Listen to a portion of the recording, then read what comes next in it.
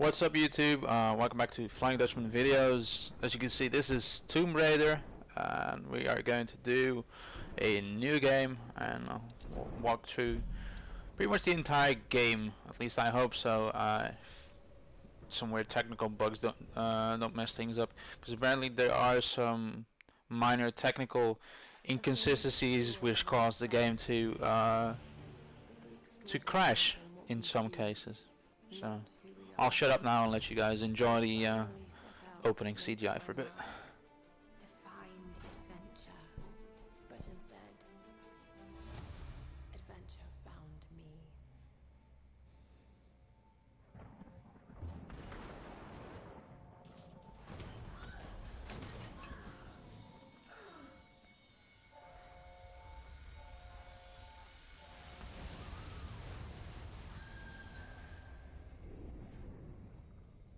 In our darkest moments,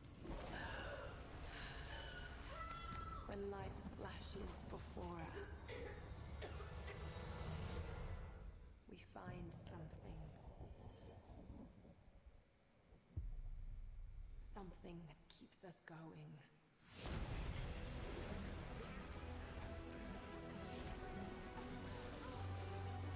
Something that pushes us.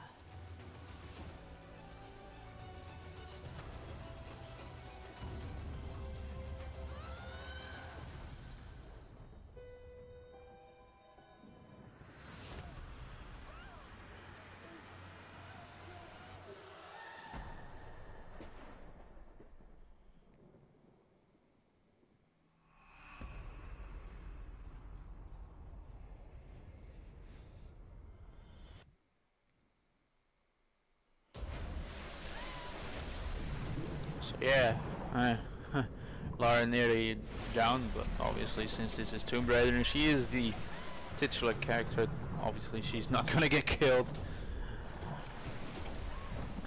I have to say this is a very good port by Nixus, the same guys that did recently did Deus Ex Human Revolution.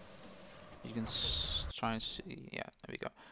There's a lot of the standard like PC graphical options. Also a lot of like DX11 stuff. You get tessellation. Don't know what high precision is.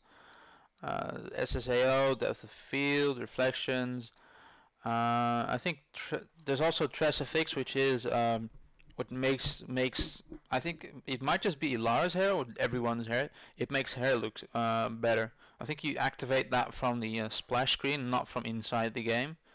Which is a bit, well, might be some technical reason for that, but it's a bit inconvenient if I wanted to show that off to you guys. But I've been told it is very intensive on resources, and since my GPU is not that new anymore, I'll just leave that to you guys to find out on your own.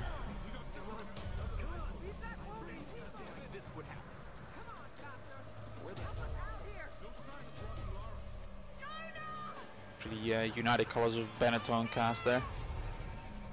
Angry black woman, nerdy doctor, intrepid adventurer, gets clocked in the face.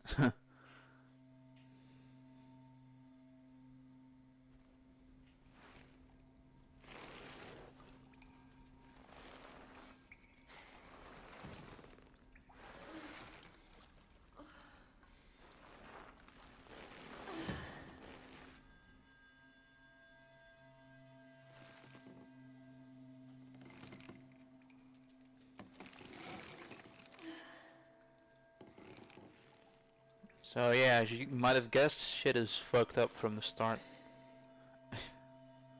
Lara is not in a good way.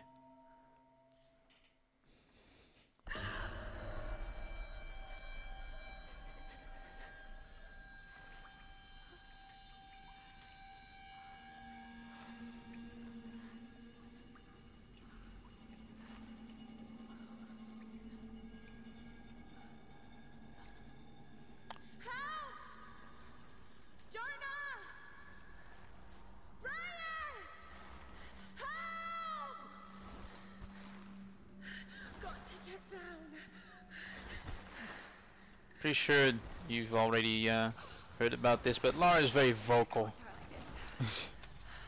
Because that's part of the strategy of making you feel like you need to protect her, but like it generally comes off as a bit weird at times. She's making a lot of groaning and moaning noises. To be fair, a lot of fucked up shit happens to her. Like this. Meow. They did a nice camera trick with that, like from the looks of it, that looked like she was going to crash into a 2-foot pole. And snap, son.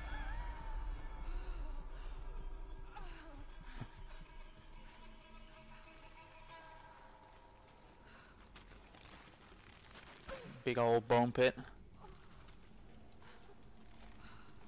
Oh God. No, no. Yeah, there's like cultists on this island. We'll find, as you'll find out. I've played a bit ahead, and we'll find out this island is full of messed up stuff. That was loud. A lot of puzzles, at least early on in the game, seem to focus on fire mechanics, which I'm pretty sure is like all baked, but it's not procedural. So yeah, the objective here is to just escape from these caverns. Try not to get caught. This is also like a fairly common part of these puzzles, is that like a little waterfalls that will extinguish your torch, and you'll have to find a way around that. You can use Q to use your like survival instinct, which will guide you towards solutions for puzzles and traversal elements. So now we just wait until that goes up in flames. Yeah, if they didn't hear us before, they've certainly heard us now.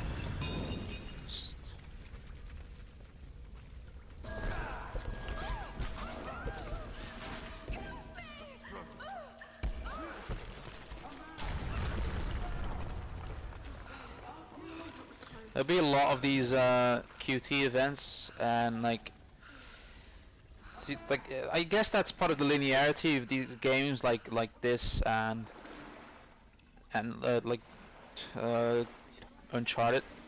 Took me a while to get it there. Is that like you can't fail them? There's no consequence. There is consequence if you fail, because you die. But if you die, you restart, obviously. But there is no alternate path. There is no branching gameplay there, which I think is like, it's starting to get to that point where you start like getting annoyed by that kind of thing. But as I see it, it is a linear game, more or less. It's like it has certain open world trappings, but it is strictly a linear game. So this is what you have to expect from this kind of game, even though like it is a bit frustrating. Thank God. There you go. What kind of contraption is this? First time around, I didn't quite understand what they wanted from me, because I thought this was some kind of platform, but it is a platform, but not for what you might think it is. For someone that just got stabbed in the fucking spleen with a 10-inch spike, that's certainly like she's moving very quickly.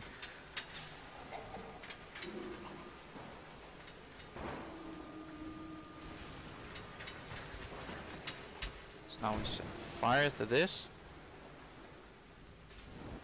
and give it a shove,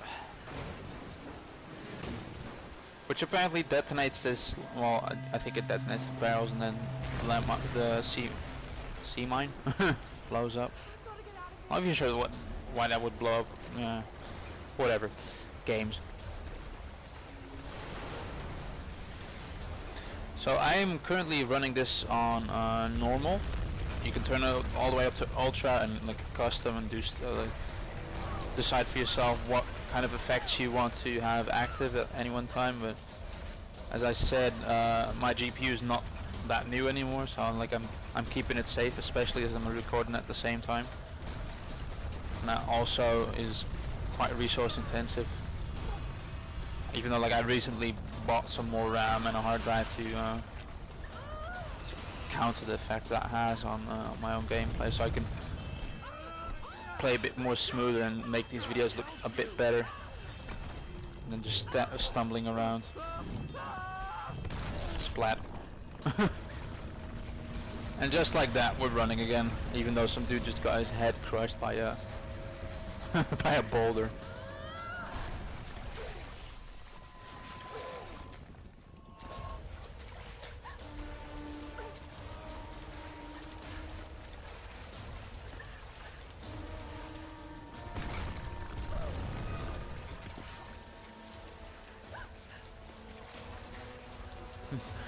I love how it actually says, oh, mash the keys. It's not just press the keys, but button bashing.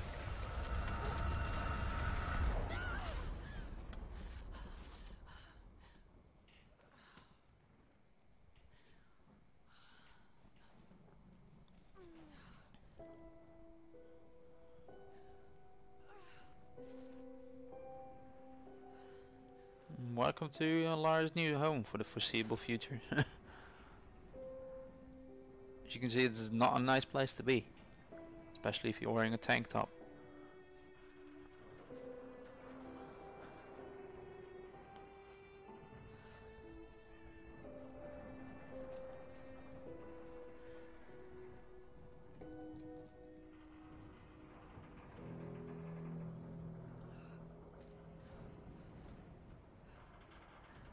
Nice skybox, by the way. I didn't even notice that the first time around. But yeah, even at normal, I think it looks quite nice.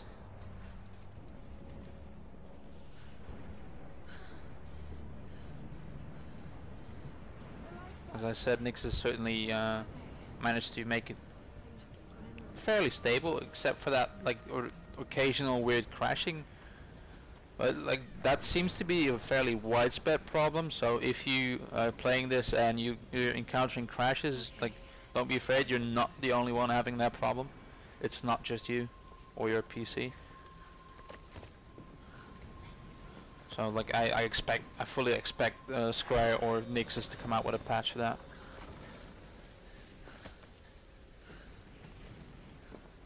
Also, like a little PSA, if you, I think you might also get it with pre-orders, but like in the Benelux, like so in the Netherlands where I'm from, like there was a Benelux edition, so that's something that's only sold in Belgium, the Netherlands and Luxembourg, which was slightly different from the rest of the world in physical like copies, and also Steam. I bought it on Steam, and with Steam you get the Guardian of Light, a couple of downloadable tombs you can explore, and some multiplayer content, I think. But that, like, the stuff you get with pre-orders varies from edition to edition, or even from country to country. Sadly, the tombs so far do not seem to be that big. So, like, don't be afraid you're not missing that much if you didn't get the Explorers tombs or whatever they're called on Steam. You'll probably be able to buy those later at a later date anyway if you really want to. So far, like, they're not that special.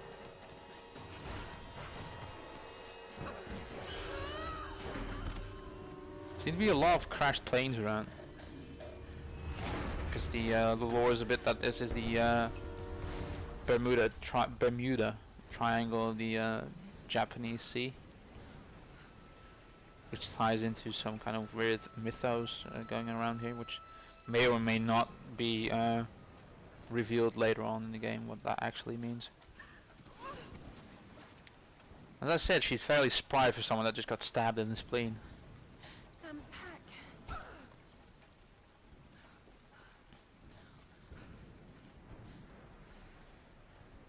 Sam!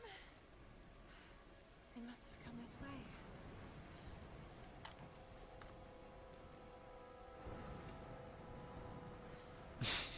Random HD cam. Because that'll survive crashing on an island. Sam? Roth? Can anyone hear me? Got to find them.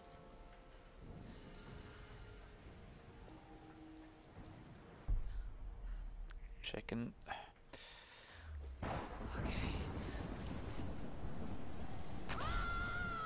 Like the first time that happened to me, I thought you might be able to actually like cling on and go an alternate route, but that is not possible, sadly.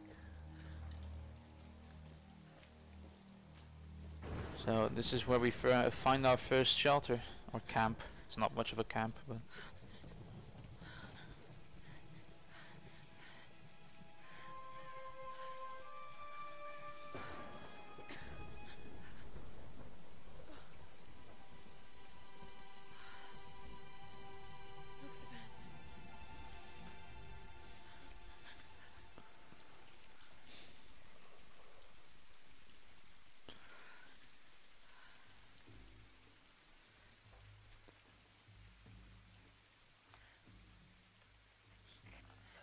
Is anyone listening?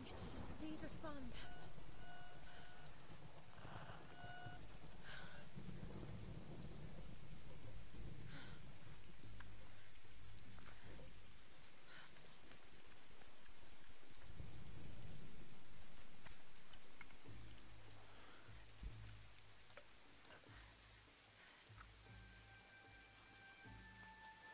Obviously she only has one match, which happens to be a super match.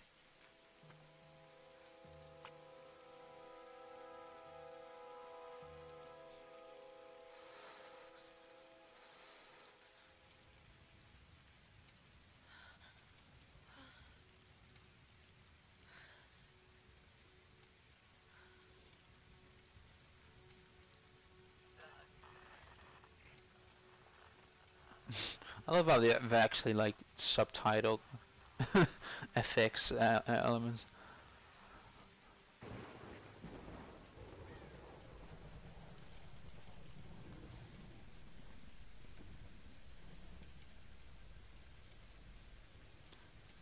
The HD cam seems to be some weird vehicle for flashbacks told through videos. Lara's friend Sam makes. Famous archaeologist Lara Croft in her native habitat. She's on the hunt for the lost kingdom of Yamatai. It's worth noticing that this is a reboot. This is not the same Lara you know from the previous game. So this is not a young version of her. Oh, sweetie, I know. I'm just trying to lighten the mood here. Everyone's so on edge. What are you so worried about? I'm close to something. I'm sure of it. She's also like she doesn't seem to be like daughter of a rich aristocrat in this version of the universe. Her dad was or is the famous archaeologist, and she's trying to walk in her dad's footsteps, but that's about it. It's like no mention of her being extremely wealthy or something like that. Okay. And Sam. Which I guess makes her a more realistic character. She's not But always this serious, you know.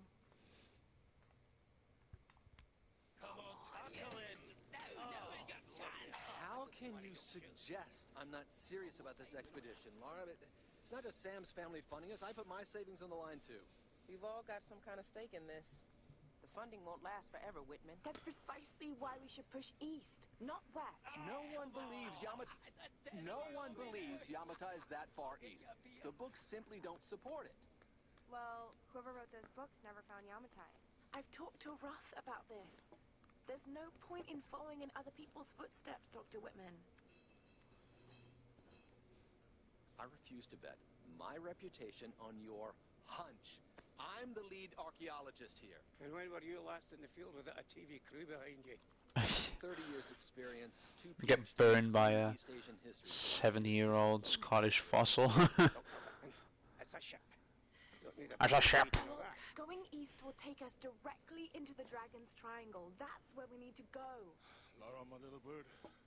I'd follow you almost anywhere, but that place has a bad energy. Bad storms, more like, makes the Bermuda Triangle look like Disney World. The Sign me up. The stories about Queen Himiko say she could Samoan or Polynesian spiritual cook, the reticent PhD, This satellite imagery from Scottish inside the Dragon's Triangle. sailor man, That doesn't look good. the nerd, the angry black woman, Oh, don't tell me you're and the hard-boiled expedition leader. Pretty much got all the characters down. Fresh ideas and a plan. I'm the captain here. It's my decision. We're going into the Dragon's Triangle. You know he's the guy. He's the boss just by the clothes he's wearing, and the fact he's got a fucking knife on his shoulder at all times. 'Cause you need a knife to stab things on a ship. I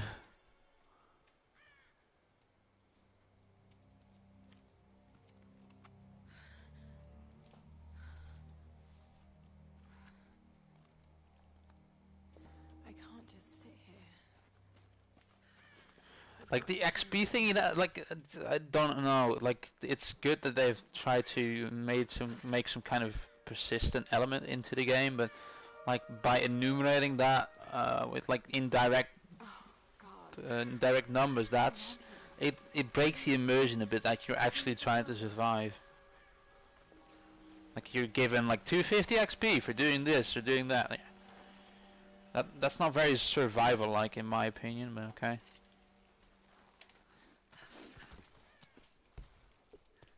For those of you wondering what this bunker is, we'll come back to that later. It's closed for now, but as you can see, there's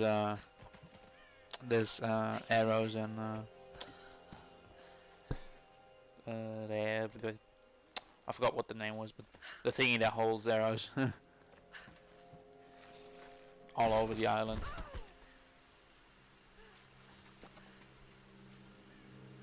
That seems like an oddly good-looking bow for hanging on a dude that seems to have been dead for so long that he's mummified. But Let's see if this thing still works. Just remember Roth's training.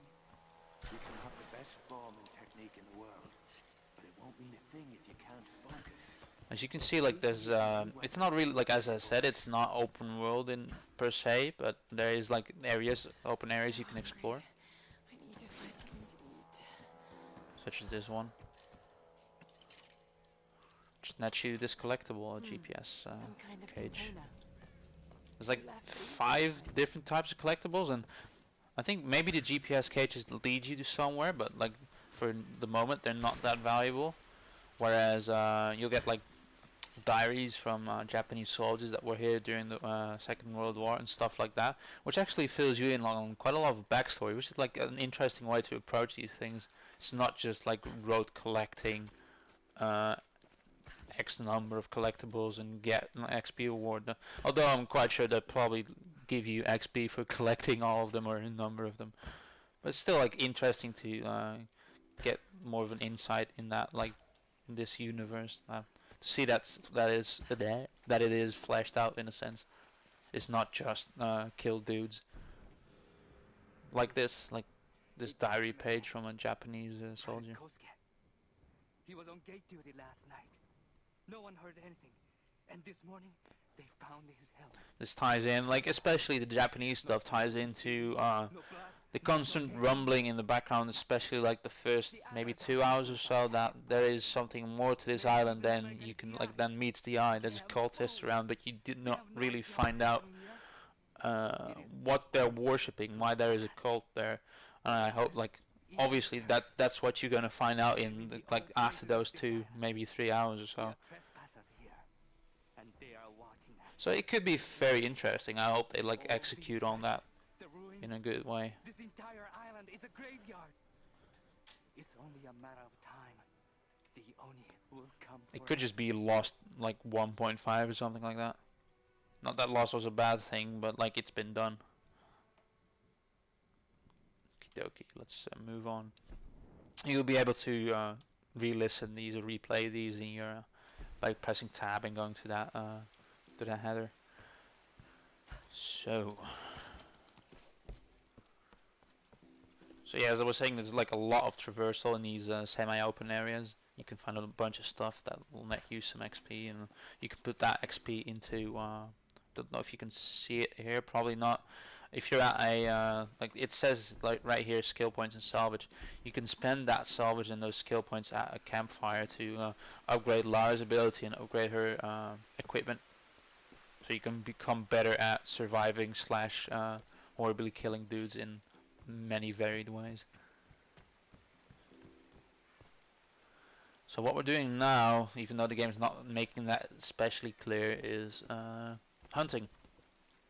And there's some deer here, so that's headshot. This is where like a suspension of disbelief, like that's broken. Like for me here, because Lara is like, especially in this part of the game, is depicted as a vulnerable young woman that doesn't know what's happening to her and is struggling to make sense of it all. And then you just like, as the player controlling her, just brain a deer, and she just does this. Let's see if it activates.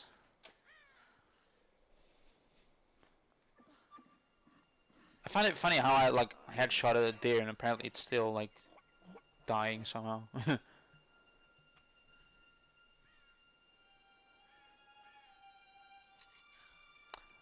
Like she went from oh my god 2 seconds ago to this. Slicing open a deer with an arrowhead. I find it hard to believe there wouldn't be like a single knife in that pack she found earlier, and she has to cut open animals with arrowheads.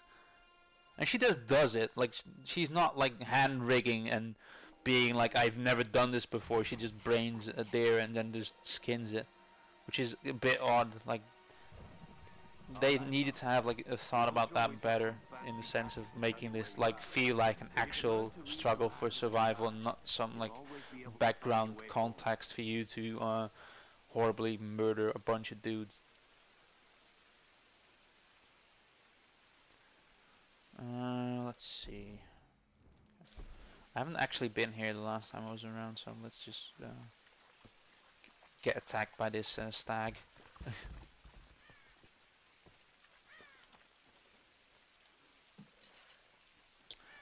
And it's like you can also hunt with firearms, so you can just unleash a shotgun on rabbits and whatever. It's not just like bow and arrow.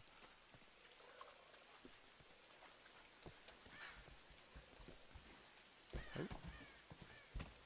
Go. Seems to be like an inordinate amount of quivers here. That's the word I was looking for, quivers. Another collectible. So, dream catcher thingies. Boom.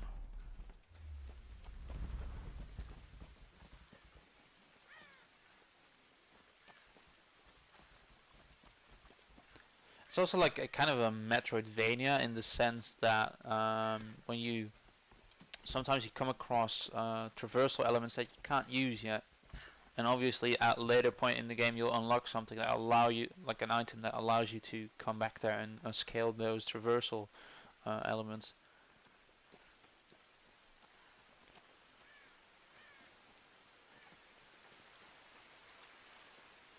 I guess that is that.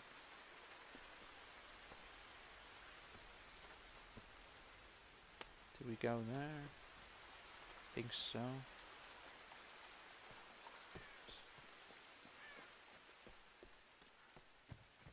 Yeah, we did.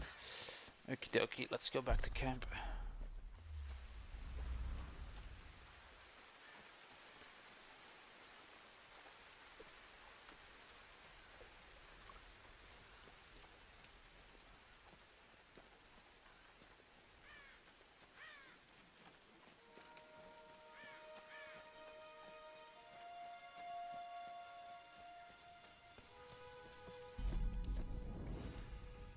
So as you can see here, this is the what I was talking about, where you can spend money, like skill points.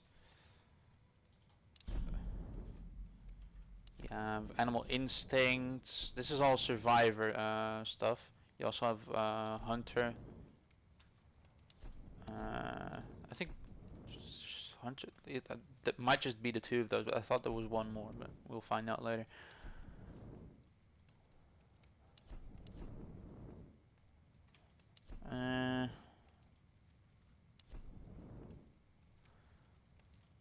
That seems useful.